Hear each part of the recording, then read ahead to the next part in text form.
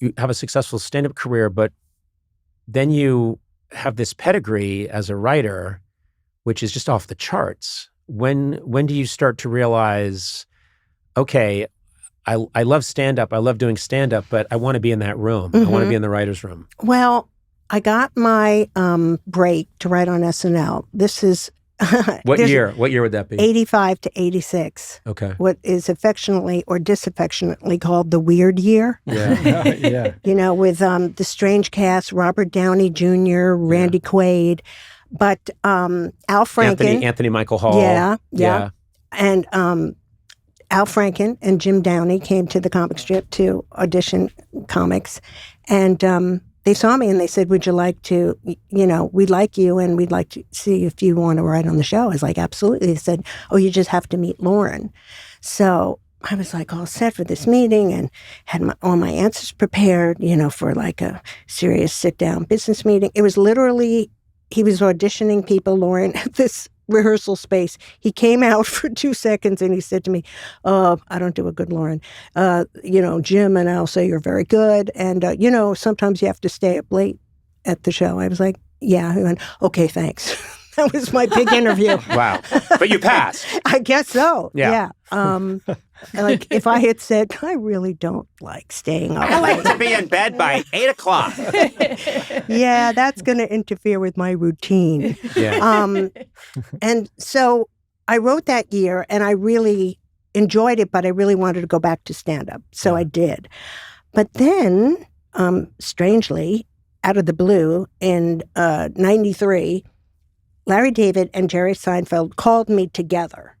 So I knew at that time there was something odd about that because I would talk to each of them separately on a landline, but calling me together seemed weird. They were in one spot. It's like a prank.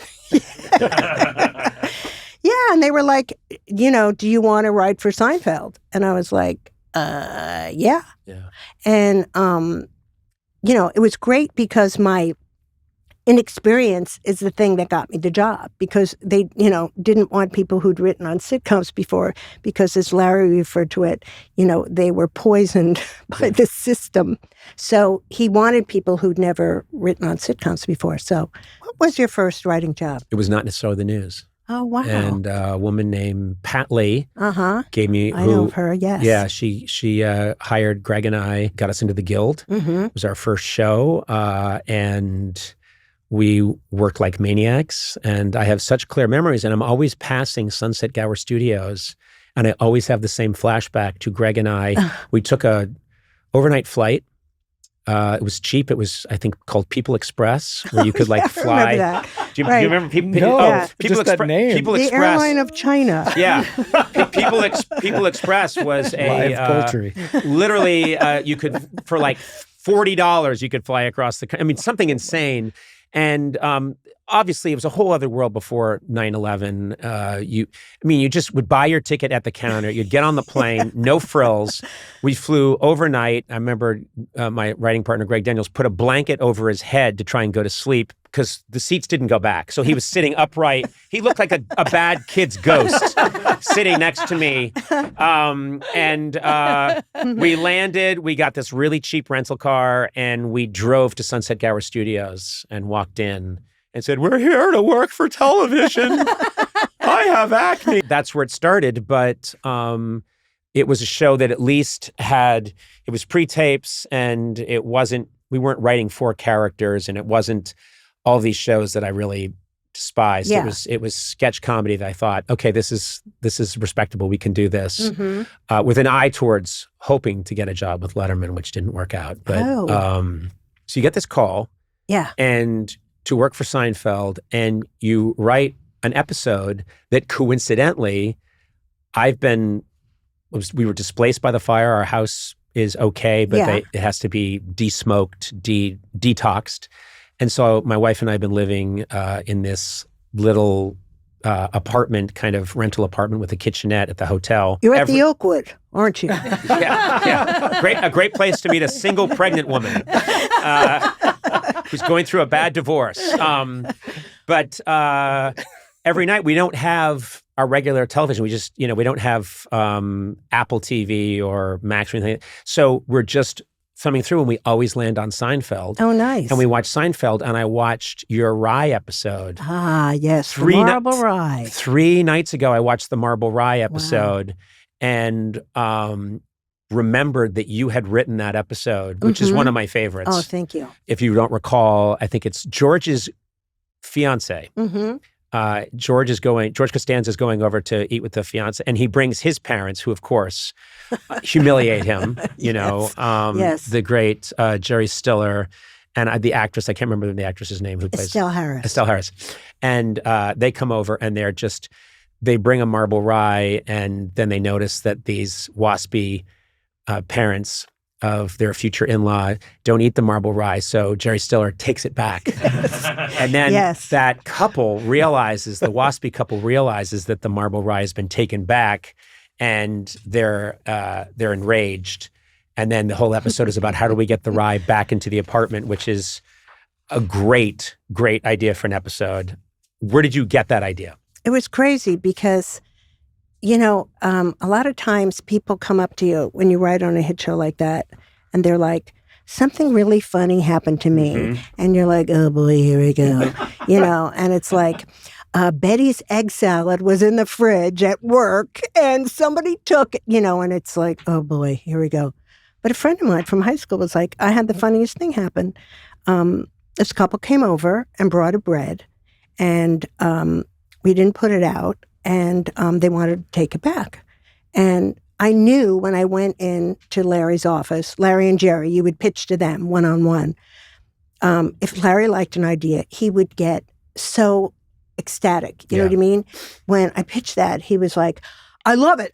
We're doing that. Yeah, we're doing that. And he would be like that about certain ideas, like Elaine thinks the Korean manicurists are talking about her behind her back in Korean. Like, yes, He knew, it's like he had a divining rod. Like, yes, there's water there. I know there's water there. Yeah. Exactly. Conversely, if you pitched, and this is a lot of times, ideas that they didn't like, he would kind of do this thing with his arm and go, I don't know. That's called angina. He's having a heart attack. Yeah. Or he would, the biggest put down was, I could see that on another show. And it would be like, oh. But, and then when you have an idea like you like that, in thinking about it, I was also thinking about Kramer and loving Costco, because I loved Costco, still do. You can get so much of something. Yes. And that he bought so much beefaroni that he started feeding it to his handsome cab horse. Yes. Which eventually gave him a lot of flatulence. Yes.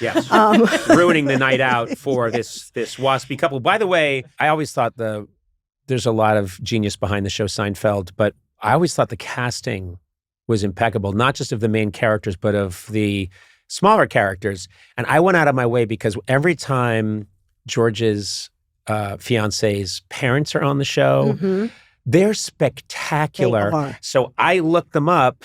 It's Grace Zabriskich and Warren Frost. Yeah. And I just wanted to give a shout out to the universe. The character acting they do on that episode, and other episodes as well, the one where the cabin burns down, they're impeccable. Yeah. They're fantastic. Really, really great. Just unbelievable. Yeah. The guest casting was amazing. And what was great about them as bosses for the writers was you could be involved in every step of the process. You were involved in casting. And, now that I work on shows, people send in tapes, which is horrible. It's so great when people would walk in the room and they go, hey, where's the hot seat? And they'd sit down and you get a vibe off of them. And you could also see how nervous they were in front of people instead of self-taping at home. But you'd be part of the casting. You'd be part of everything.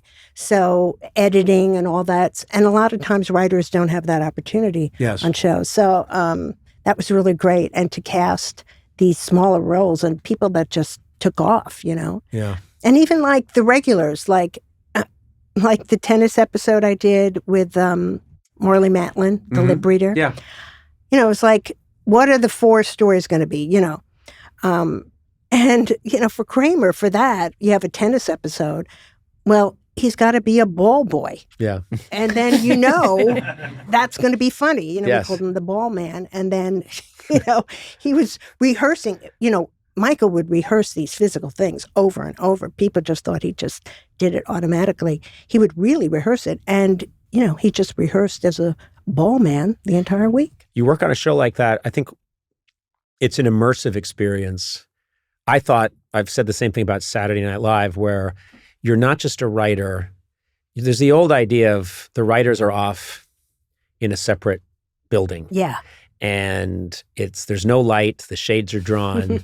They're just in there coming up with this, and they're treated sort of with contempt. And then the scripts come out, and then the director, the producers, the actors make it, and no one ever goes near the writer's building. And I always thought a great gift that Lorne gave all of us was, even if you had only been working there for a week, and it sounds like the same thing that Larry and Jerry would do, which is, no, you're in charge of everything. If it's your sketch or if it's your episode, right, you're in on the whole thing, which opens you to the world of casting, props.